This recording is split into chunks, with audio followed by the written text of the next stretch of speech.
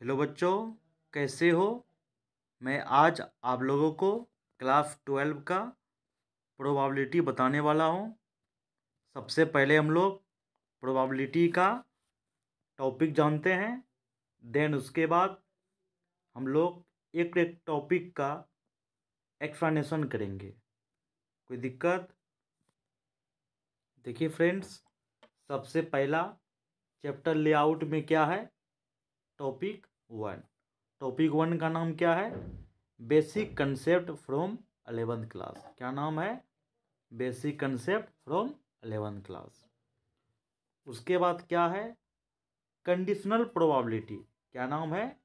Conditional probability, जिसको बोलते हैं 100% प्रत्येकता। उनके बाद क्या है? Multiplication theorem on probability. इसको क्या बोलते हैं? Multiplication theorem on probability.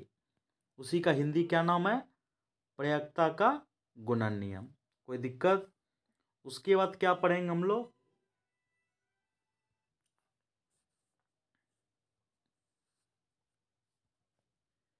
तो देखिए फ्रेंड्स, अगला टॉपिक का नाम क्या है? Theorem of total probability and bias theorem.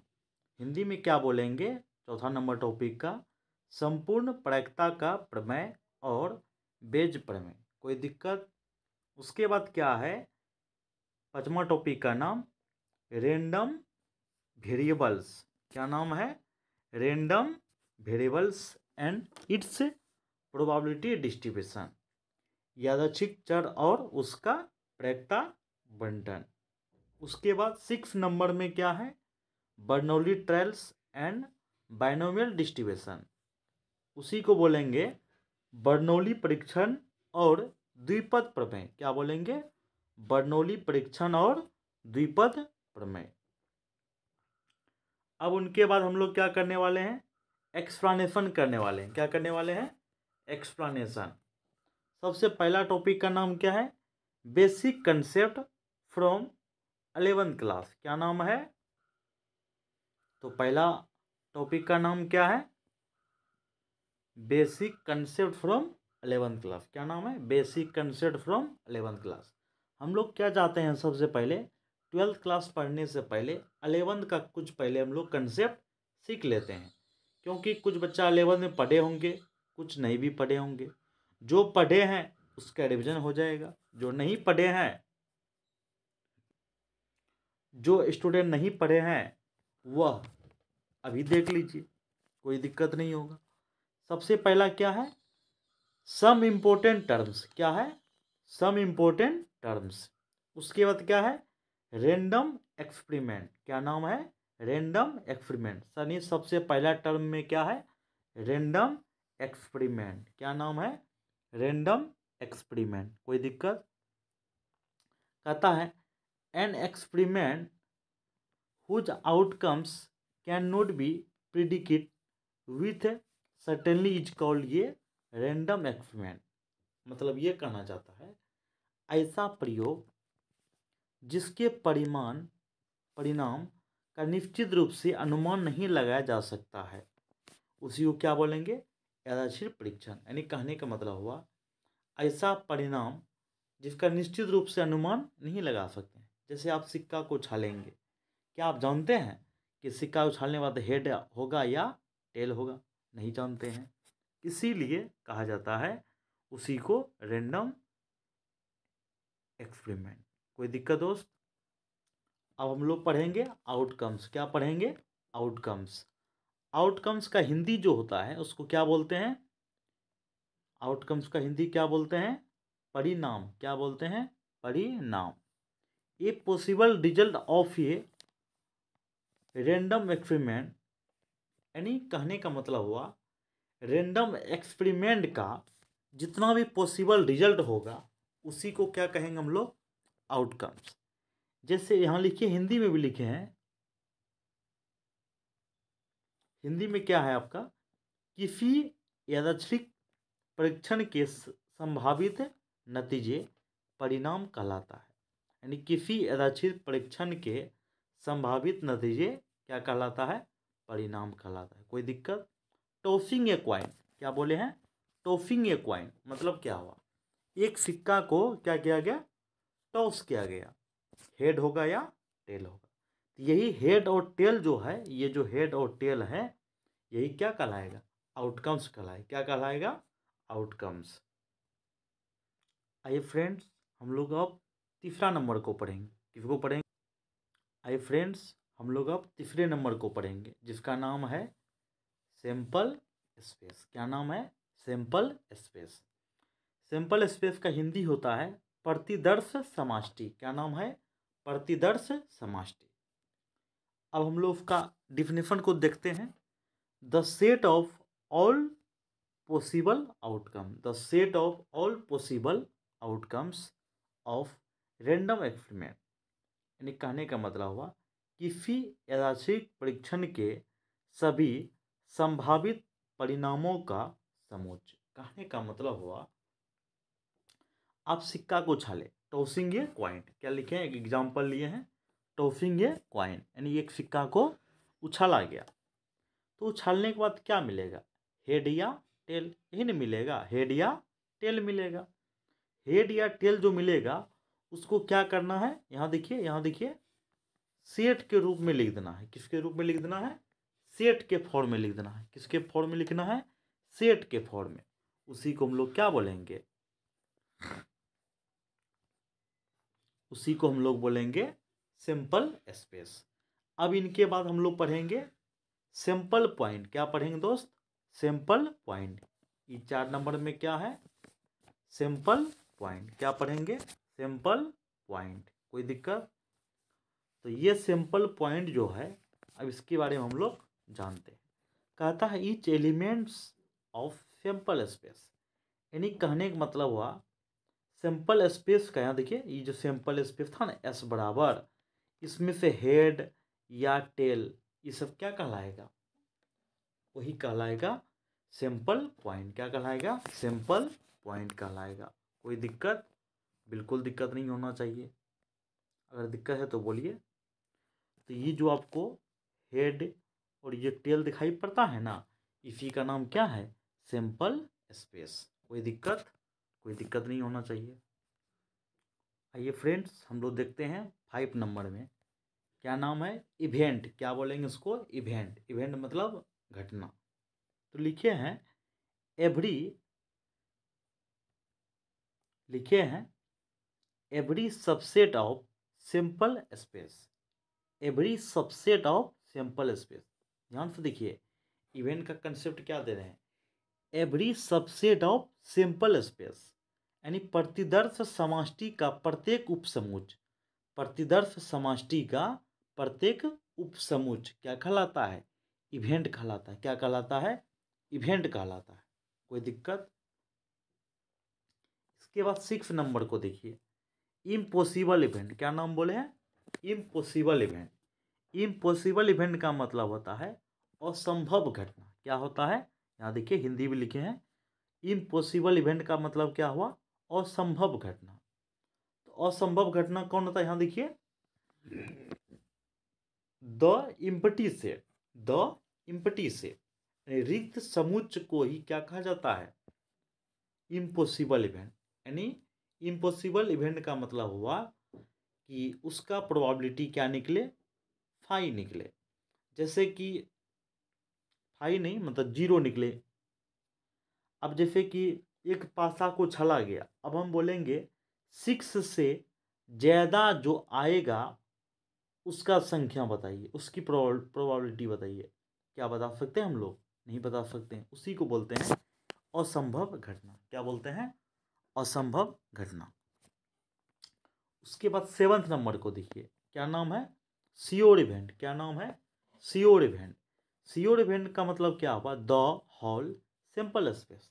क्या लिखे हैं, the whole sample space, the whole sample space, यानी टोटल सिंपल स्पेस जो होता है उसी को क्या बोलते हैं, श्योर इवेंट बोलते हैं। क्या बोलते हैं, श्योर इवेंट। जैसे हम लोग एक एग्जाम्पल लेते हैं, क्या लेते हैं, एक एग्जाम्पल लेते हैं हम लोग, कि श्योर इवेंट का एग्जाम्पल लेते हैं, पूर्ण प्रतिदर्श समष्टि का एक एग्जाम्पल लेते हैं। जैसे एक सिक्का को उछाला गया, हम बोलेंगे हेड भी हो और टेल भी हो, या हेड या टेल के बारे में बताइए, दोनों हो जाएगा, इससे बेस्ट होगा। और एक दूसरा एग्जांपल लेते हैं।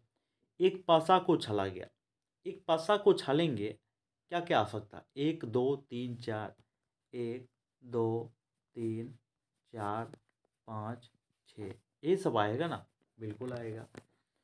तो यही 1 2 3 4 5 6 को हम लोग क्या करेंगे, अगर हम कहेंगे कि 7 से कम आने वाला संख्या का प्रोबेबिलिटी बताइए, तो क्या बोलेंगे आप लोग? 1 2 3 4 5 6 टोटल हो गया। जब टोटल का बात करेंगे उसी को बोलेंगे श्योर इवेंट। अब आता है कम्प्लीमेंट्री इवेंट या नोट इवेंट। क्या आता है? कम्प्लीमेंट्री इवेंट या नोट इवेंट। पूरक घटना या, यहाँ देखिए हिंदी भी लिख दी है, पूरक घटना या नहीं घटना। क्या बोलते हैं इसको? पूरक घटना या नहीं घटना। यानी कहने का मतलब हुआ द सेट ए डैश या एस माइनस ए डैश या एस माइनस ए, उसी को क्या बोलते हैं? Complementary event. हम लोग क्या बोलते हैं? Complementary event. कोई दिक्कत? आई फ्रेंड्स, नंबर 9 को देखते हैं। एक साइड हम लोग क्या लिखे हैं? सिंबल लिखे हैं, और एक साइड मैंने क्या लिखा? मीनिंग लिखा। एक साइड मैंने क्या लिखा? सिंबल लिखा, दूसरा साइड मैंने क्या लिखा? मीनिंग लिखा। कोई दिक्कत? तो सबसे पहले क्या है? ए डैश। क्या नाम है? ए डैश। तो ए डैश या ए बार, ए डैश या ए बार, क्या बोलेंगे इसको? ए डैश या ए बार। कोई दिक्कत? इसको क्या बोलेंगे? ए डैश या ए बार। ठीक है, तो उसी का नाम क्या है? नोट। ये क्या नाम है? नोट।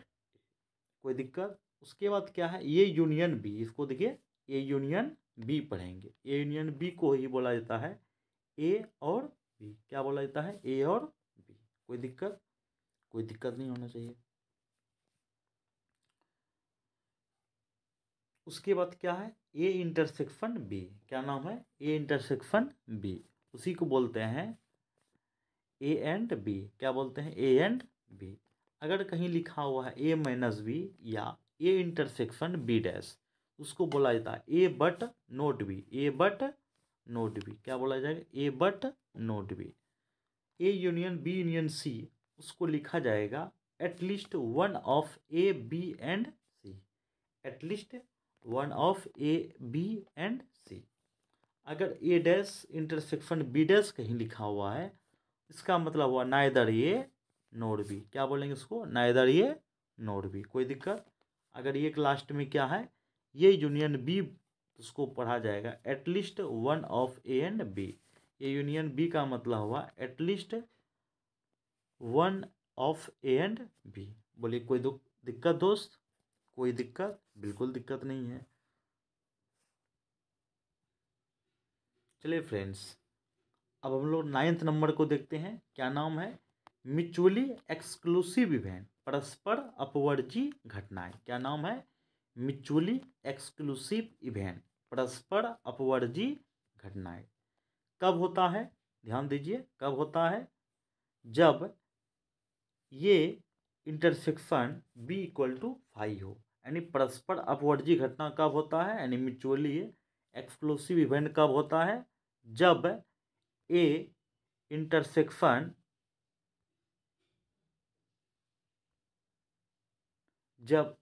इंटरसेक्शन बी बराबर क्या हो? 5 हो। कोई दिक्कत? अब ये नाम क्या है? Mutually exhaustive event. क्या नाम है? म्यूचुअली एक्सहॉस्टिव इवेंट कब होता है? जब ए यूनियन बी बराबर क्या हो? एस हो। ए यूनियन बी बराबर क्या हो? एस हो। कोई दिक्कत? बिल्कुल दिक्कत नहीं होना चाहिए। अब हम लोग 11 नंबर पॉइंट को देखते हैं। 11 नंबर पॉइंट को, ये यूनियन बी बराबर probability of A plus probability of B minus probability of A intersection B होता है। कोई दिक्कत? थोड़ा सा भी दिक्कत नहीं होना चाहिए। अब इनके आगे क्या है? अगर A and B are mutually exclusive हो, क्या हो? म्यूचुअली एक्सक्लूसिव हो, तो probability of A union B बराबर P A plus P B होता है। क्या होता है, P A plus P B होता है। कोई दिक्कत, बिल्कुल दिक्कत नहीं होना चाहिए। अब 12 नंबर में देखिए, 12 नंबर में क्या है, पी ए इंटरसेक्शन बी बराबर क्या लिखा जाएगा, P A plus P B minus P A union B. अगर यहाँ पर इंटरसेक्शन देंगे तो यहाँ पर यूनियन घटाना है, अगर यहाँ पर यूनियन लिखेंगे तो यहाँ पर इंटरसेक्शन घटाएंगे। कोई दिक्कत आपको बिल्कुल नहीं होना चाहिए।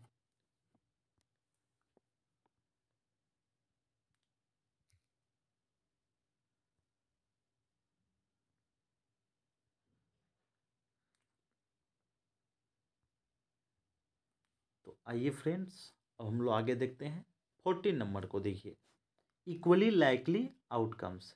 14 से प्लस 13 देखिए, probability of A dash equal to 1 minus P A, 1 minus P A. कोई दिक्कत।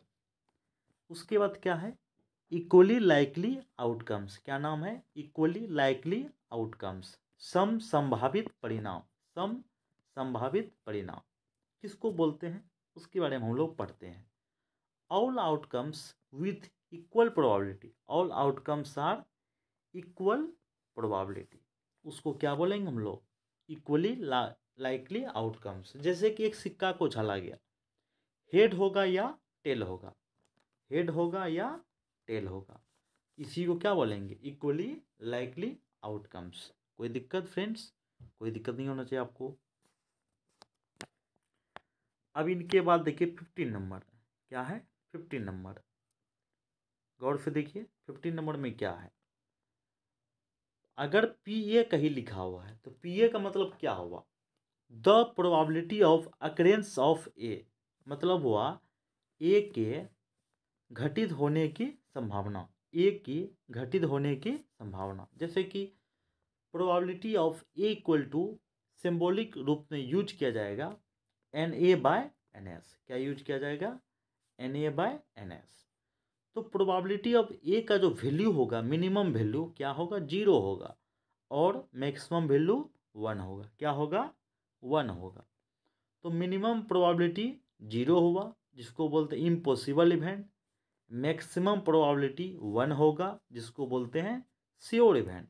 श्योर इवेंट का ही दूसरा नाम क्या है, पॉसिबल इवेंट। क्या नाम है, पॉसिबल इवेंट। कोई दिक्कत, बिल्कुल दिक्कत नहीं होना चाहिए। उसके बाद क्या है 16 नंबर, क्या नाम है 16 नंबर। अगर पी ए डैश लिखा हुआ है, क्या लिखा हुआ है, पी ए डैश, उसको कहा जाएगा the probability of non occurrence of A. मतलब हुआ ए के, मतलब हुआ क्या, मतलब हुआ, ध्यान से देखिएगा, मतलब हुआ ए के घटित नहीं होने की संभावना, ए के घटित नहीं होने की संभावना। एक है डी मॉर्गन लॉ, ये बहुत ज़्यादा इम्पोर्टेंट है, ध्यान से देखिएगा दोस्त। इसको बोलते हैं De Morgan law. De Morgan law में क्या खास बात है कि ये यूनियन बी का होल डैश अगर करते हैं, ए डैश इंटरसेक्शन बी डैश होगा। क्या होगा, ए डैश इंटरसेक्शन बी डैश होगा। अगर ये इंटरसेक्शन बी का होल डैश अगर कहते हैं, ए डैश यूनियन बी डैश। कोई दिक्कत। तो आज हम लोग फ्रेंड्स, हम लोग क्या देखें, क्लास 11th का बेसिक जो 12th क्लास के प्रोबेबिलिटी में यूज होता है। आज हम लोग इतना ही रहने देते हैं फ्रेंड्स। तो कल हम लोग एक नए टॉपिक के साथ हम लोग मिलते हैं। तब तक आप लोग इस चैनल को सब्सक्राइब कर लीजिए, क्योंकि प्रत्येक दिन इसी तरह का वीडियो मिलते रहेगा। तो आप लोग प्लीज़ ध्यान दीजिएगा, जब तक क्लास 12 का एग्ज़ाम नहीं होता है अभी, तब तक आपको वीडियो मिलते रहेगा, इसके बाद भी मिलेगा। लेकिन आप कम से कम अभी तत्काल क्या करिए, सब्सक्राइब कीजिए, बेल आइकन दबा दीजिए, और आपको वीडियो कैसा लगा आप कमेंट कीजिए, ठीक है। तो आज के लिए इतना ही, जय हिंद।